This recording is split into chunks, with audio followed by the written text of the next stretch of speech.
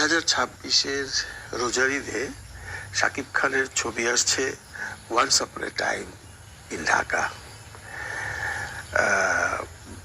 ইংরেজি নাম থাকবে না একটা বাংলা নামকরণ হবে এখন পর্যন্ত শিওর না। পরিচালক হচ্ছেন আবু হায়াত মাহমুদ। উনি নাকি 200-250 নাটক করেছেন। আমি অবশ্য জীবনের প্রথম তার নাম শুনলাম শাকিব খানের ছবি করার কল্যাণে। হয়তো বা এটা আমার ব্যর্থতা, আমি ওনার কোনো নাটক দেখিনি। আমি যেমনটি হৃদয় যখন এসেছিল, মেহেদী হাসান হৃদয়, তার কয়েকটি নাটক আমি দেখেছিলাম, কাজে তাকে হয়তো চিন্তা ওনাকে চিনি না। উনি হয়তো বা হৃদয়ের চেয়েও ভালো কিছু করবেন, আমরা এমনটি আশা করতে পারি। এখানে একটা মজার ব্যাপার হচ্ছে বন্ধুরা, মানে আজ থেকে 2 দশক আগে যখন সিনেমা বানাতো পরিচালকরা, যে কোনো শিল্পী একজন বড় পরিচালকের সাথে কাজ করতে চাইতো। যেমনটি ধরুন কাজী জহিরের সাথে কাজ করতে চাইতো, জহির রায়হান সাহেবের সাথে কাজ করতে চাইতো, মুস্তাফিজ সাহেব, এহতেশাম সাহেবের সাথে কাজ করতে চাইতো। ওনারা ভাবতো যে ওদের সাথে কাজ করলে আমি একটা বড় শিল্পী হিসেবে বা প্রতিষ্ঠিত হতে পারবো। এখন পরিবেশ পরিস্থিতি পুরো উল্টে গেছে। যে কোনো পরিচালক যদি বড় পরিচালক হতে চান তাহলে শাকিব খানের সাথে কাজ করতে চায়। শাকিব খানের উচ্চতা কোথায় উঠে গেছে আপনারা একবার শুধু ভাবুন। এখন শাকিব খান পরিচালক তৈরি করে, পরিচালক শাকিব খানকে তৈরি করে না। কারণ আমরা দেখেছি শাকিব খান একটা হিমেল আশরাফকে তৈরি করেছে, পরবর্তীতে সে তার কোন কারণে এই জগৎ থেকে চলে গেছে আমি জানি না। আমি রায়হান রাফির কথা বলবো না, কারণ রায়হান রাফি শাকিব ব্যতীতই হিট ছবি দিয়েছে। শাকিব খান মেহেদী হাসান হৃদয়কে তৈরি করেছে, এরকম এখন এই আবু হায়াত মাহবুবকে তৈরি করবে। তার মানে পুরো ব্যাপারটা উল্টে গেল। আগে পরিচালক শিল্পী আবিষ্কার করতো বা শিল্পীকে প্রতিষ্ঠিত করতো, এখন শিল্পী পরিচালককে প্রতিষ্ঠিত করছেন। সবচেয়ে মজার ব্যাপার হলো যে এই যে বড় বড় ছবিগুলো যেগুলো হচ্ছে, যেমনটি ধরুন এই যে বরবাদ, এটার প্রডিউসার একজন মহিলা, এবং এখন এই যে নতুন ছবিটা আসছে এটার প্রডিউসার একজন মহিলা। মানে মহিলাদের দাপট বাড়ছে, এটা একটা শুভ লক্ষণ। কারণ বাংলাদেশে এমন কোনো বড় বড় প্রডিউসার নেই যারা মহিলা। আগে কয়েকজন ছিল, তারা হারিয়ে গেছে। এখন মহিলা প্রডিউসাররা আসছে, তাদেরকে দেখে হয়তো বা আরো 5 জন আসবে।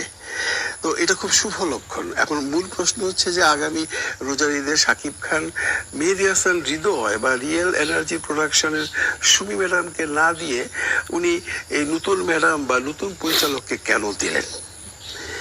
এটা একটা $1 মিলিয়ন কোশ্চেন। কারণ Borbaad super duper duper duper duper hit সিনেমা। হৃদয় তার কাজের প্রমাণ দিয়ে দিয়েছেন, এবং প্রোডাকশন হাউসের যে প্রডিউসার সে কোনো ব্যাপারে কার্পণ্য করেনি। উনি 2 হাতে টাকা খরচ করেছেন এবং টাকা আয় করেছেন। কাজে ওই প্রোডাকশনকে উনি শিফট করেছেন কোরবানি ঈদে। হয়তো বা এমনটিও হতে পারে যে শাকিব খান ভেবেছে যে হৃদয় তো উঠেই গেছে, দেখি আরেকটা পরিচালক উঠাতে পারি কিনা। এগুলো কিন্তু ইতিহাস হয়ে থাকে। কারণ হৃদয় বাংলাদেশ চলচ্চিত্রে যদি থাকে আজীবন, তাকে বলতে হবে শাকিবের জন্যই উনি হৃদয় হয়েছিলেন। আর আবু হায়াত এই মাহমুদের ছবি যদি সুপার ডুপার হিট হয়, তাকেও বলতে হবে শাকিবের জন্যই সে আজকে আবু হায়াত মাহমুদ হয়েছে। আমার মনে হয় শাকিব খানের এটাও একটা ফিল্মি স্ট্র্যাটেজি হতে পারে যে ঠিক আছে হৃদয় তো উঠেই গেছে, এখন ওকে উঠাই। দ্যাটস গুড আইডিয়া, আসুক এরকম নতুন নতুন প্রযোজক আসুক। শাকিব হয়তো এইটাও ভেবেছে যে সুমি আপা তো ছবি করবেই, আমাকে কোরবানি ঈদে করবে, তো এই ঈদটা আমি কেন ছাড়ছি, এটা ওকে দিয়ে দিই। আরেকজন নতুন প্রডিউসার আসলো, এতে করে শাকিব খান কতটুকু বেনিফিটেড হচ্ছে, তার চেয়ে বড় বেনিফিশিয়ারি হচ্ছে বাংলাদেশ ফিল্ম ইন্ডাস্ট্রি। কারণ এই যে প্রযোজকরা আসছেন এরা কিন্তু থেকে যাবেন। যেমন সুমি ম্যাডাম থেকে গেছেন, উনি কিন্তু রোজার ঈদ সিনেমা করবেন বলে ডিক্লেয়ার দিয়েছেন। একটা ইন্টারভিউ দেখলাম যে উনি রোজার ঈদে একটা সিনেমা করছেন, সেটা কাকে নিয়ে করবেন এখনো উনি ঠিক করেননি। উনি বলেছেন সিয়াম হতে পারে, আরিফিন শুভ হতে পারে, তারপরে শরীফুল রাজ হতে পারে। উনি সাকিবের সাথেই মুক্তি দিবেন রোজার ঈদে তার ওই ছবিটা।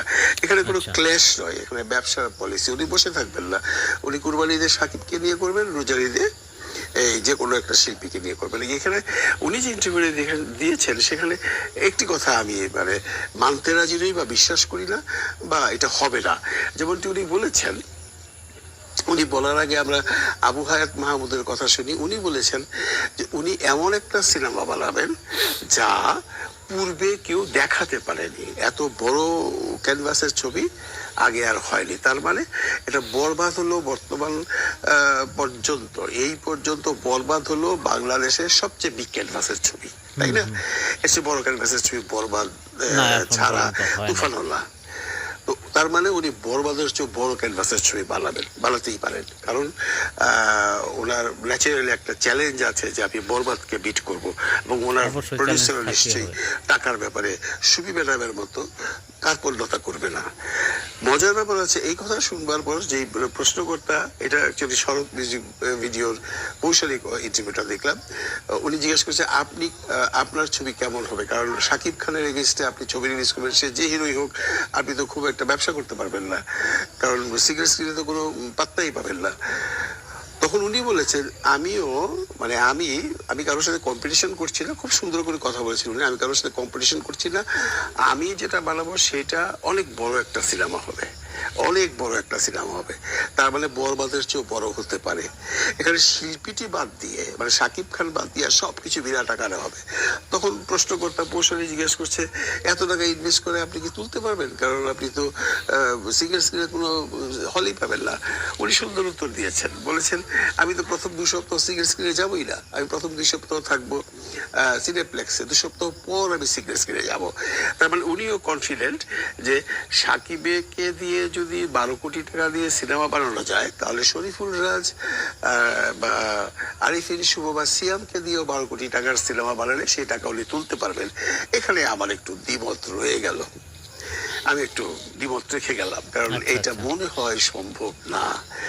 কারণ আমরা একটা জিনিস জানি যে সিনেমা রিলিজের চাঁদ রাতে যে একটা নগদ টাকা পাওয়া যায়, অ্যাডভান্স পাওয়া যায় সিঙ্গেল স্ক্রিন থেকে, সেটা একটা ভালো অ্যামাউন্ট। এই অ্যামাউন্টটা উনি পাবেন না, কারণ যদি 2 সপ্তাহ পরে সিঙ্গেল স্ক্রিনে যান ওনাকে বিনা পয়সায় চালাতে হবে।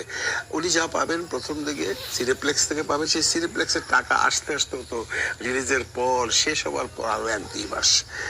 তাহলে হতে পারে উনি বাইরের প্রডিউসার, ওনার টাকার কোনো সমস্যা নেই, উনি হয়তো এবারও 10 কোটি 12 কোটি টাকা খরচ করবেন, উনি সাকিবের সাথে কম্পিটিশন করবেন।